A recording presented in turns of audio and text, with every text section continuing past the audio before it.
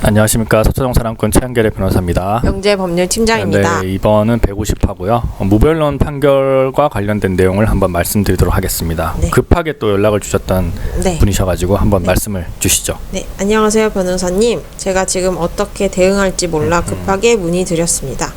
어제 집으로 판결문이 왔습니다. 저는 영문도 모른 채 내용을 보니 저와 사귀었었던 기남의 와이프가 저에게 낸 소송에서 승소하였다는 판결문이더라고요. 저는 기남하고 헤어진 지 3년이 넘었고 그런 것을 다 떠나서 소장을 받은 적이 없습니다. 그런데 판결문이라니요. 무변론 판결로 3천만 원이 나왔습니다.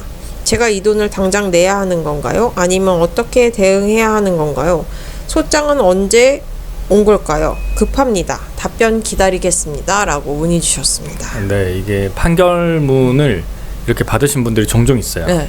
이게 그 민사소송법상 그 무변론 판결이라는 제도가 있어가지고 이런 일이 발생을 하는데, 무변론 판결을 제가 한번 말씀드리자면은 이게 민사소송법 제 256조입니다. 256조를 보면은 피고가 원고의 청구를 다투는 경우에는 소장 부본을 송달받은 날로부터 30일 이내에 답변서를 제출하여야 한다, 이렇게 써놨어요. 이게 뭐 한다라는 규정이죠, 어떻게 보면은. 그리고 257조에 보면은 변론 없이 하는 판결이라 그래서 법원은 피고가 제 256조의 1항의 답변서를 제출하지 아니한 때에는 청구 원인이 된 사실을 자백한 것으로 보고 변론 없이 판결을 할 수 있다. 그러니까 할 수 있다예요. 해야 한다는 아닙니다. 근데 재판장님께서는 그냥 몇 사건들 중에서 요거는 그냥 무변론 판결로 가자, 이렇게 해서 답변서 한 달 내로 안 냈다, 이렇게 해가지고 그냥 쑥 해버리는 경우가 있습니다. 그런 경우라면은 판결이 당연히 나오죠. 원고 청구가 그대로 인정이 됩니다. 원고가 5천만 원 청구했으면은 5천만 원 인정이 되는 경우가 있고, 뭐 3천만 원 했으면 3천만 원 인정이 되는 경우가 있고, 그리고 그 판결문에 대해 가지고 또 집으로 또 송달을 하죠. 그거를 받으신 거예요. 그거를 그렇죠. 받은 거라면은 지금 큰일 났습니다. 왜냐면은 이분은 뭐 한 번도 다퉈보지도 못하고 지금 헤어진 지 3년이 넘었다 그랬으면은 뭐 소멸시효도 지났을 수도 있는 거고, 아니면은 그 어떻게 보면 불법행위의 가벌성이 굉장히 줄어들어 가지고 위자료 액수도 굉장히 낮게 나올 수도 있는 그 상황인데, 지금 그냥 이렇게 돼버렸으니까 다시 다퉈야 됩니다. 이런 경우는 어떻게 해야 하냐면은 추한항소라고 많이 아실 거예요. 찾아보면 됩니다. 추한항소라고 하는데, 이게 민사소송법상으로 176조인가 제가 그게 머리가 안 좋아가지고 173조구나. 여기 보면은 소송행위의 추후 보완 이래가지고 이거를 추후 보완을 줄여가지고 추환이라고 표시를 하거든요. 그래서 추환이라고 합니다. 그래서 당사자가 책임질 수 없는 사유로 말미암아 뭐 불변 기간을 지킬 수 없었던 경우에는 그 사유가 없어지는 날로부터 2주 이내에 게을리한 소송행위를 보완할 수 있다라고 이렇게 적혀 있습니다. 2주입니다. 14일이에요. 그래서 내가 판결문을 받았다.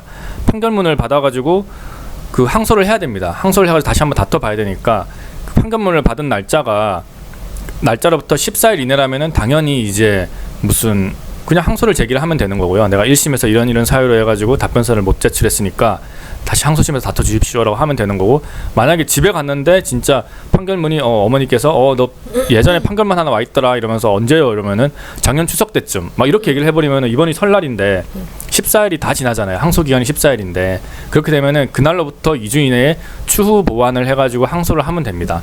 이런 게 있으니까 이분은 저한테 빨리 오셔야 됩니다. 빨리 오셔가지고 이 판결문에 대해서 항소를 해야 되는 거죠. 네네. 해야 되는 거라서 그 이분들이 이런 이제 피고들이 어떤 일이 있냐면은 자기 집 주소에 이제 동거인이 자기 어머니 또는 부모님 또는 이런 분들이 있을 수도 있잖아요. 네네. 동생들 이런 분들이 받아놓고 나는 이제 주소는 이제 뭐 마산이야. 저희 고향 마산에 해놓고 부모님 거기 계시잖아요. 그럼 부모님도 잘 모르시잖아요. 뭐 왔다더라 하고 또 부모님이 뭐 또 농사 짓고 계시는 분들이면은 그거를 받아놓고 애들한테 말해주기도 그렇고 막 이러니까 그냥 지나가 버려요. 그래서 송달 내역에 보면은 동거인 이렇게 해가지고 무슨 송달 이렇게 돼 있습니다. 본인이 아니라. 그런 경우라면은 소장 부본이 송달도 동거인에게도 가능하거든요. 그러면은 시간이 계속 진행이 됩니다. 그렇게 되다 보면 한 달 내로 답변서도 안 내고, 그러니까 재판부는 이렇게 생각하는 거죠. 봤더니만 한 달 내로 답변서도 안 내네. 그러면 이거 다 인정하는 거 아니야? 오케이, 무변론 판결 끝, 이렇게 해가지고 판결문을 딱 보냅니다. 네네. 그럼 판결문이 송달이 되면은 14일 내로 항소를 할 수가 있는데 그것도 또 지방으로 간단 말이죠. 그 어머니 아버지 집으로 가면은 어머니 아버지가 이거 먹고 막 이러면서 이제 말씀을 해주셔야 되는데 네네. 또 묵히다가 이제 그 다음에 이제 뭐 추석이나 설날 때 돼서 주면은 이미 기간이 지나버린 거죠. 네. 그렇게 된 경우라면 추보완 항소를 진행을 하면 됩니다. 하면 되는데 문제는 판결문을 내가 받은 경우예요. 나 뭣도 모르고 그냥 있다가 갑자기 판결문을 내가 받았어. 그러면 그날로부터 14일이 지나기 전에 항소를 할 수가 있는 거기 때문에 근데 그것도 안 하시는 분들이 계세요. 네. 뭔가 추보완 항소가 있다더라 이러면서 뭐 고개를 가웃가웃하시면서 그냥 내가 받았는데도 불구하고 그냥 그 기간이 지나가 버리면은 재판부에서 추한 항소를 인정 안 하는 경우가 종종 있습니다. 네네. 그렇기 때문에 이런 판결문을 뭔가 받았다 그러면은 무조건 변호사를 찾아오셔야 되고요.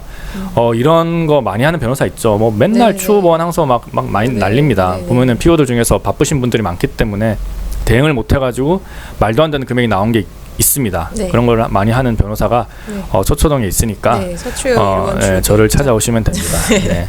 150화는 뭐 기계적인 설명이어가지고 뭐 제가 또 말씀을 드렸는데요. 네네. 일단은 대응할 방법은 있다. 네. 그리고 갑자기 강제 집행이 들어오면 그것도 막아야 됩니다. 뭐 네네. 청구 이의도 하고 막 그렇게 해가지고 막아야 되는 거니까 한번 저를 찾아오시면 되겠습니다. 빨리빨리 네. 움직이셔서 오셔야 한다. 오셔야 합니다. 네. 그리고 150화는 이 정도 하고 151화는 야 이거 많이 하죠. 네. 원고가 네.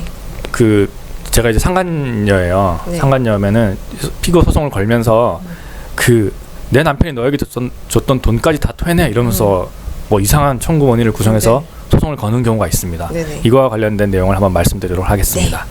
네, 여러분들 구독과 좋아요 꼭 눌러주시고요. 네. 다음 화에서 뵙도록 하겠습니다. 네네. 지금까지 서초동 사랑꾼 최한결의 변호사였습니다. 명재법률 팀장이었습니다. 네, 감사합니다. 감사합니다.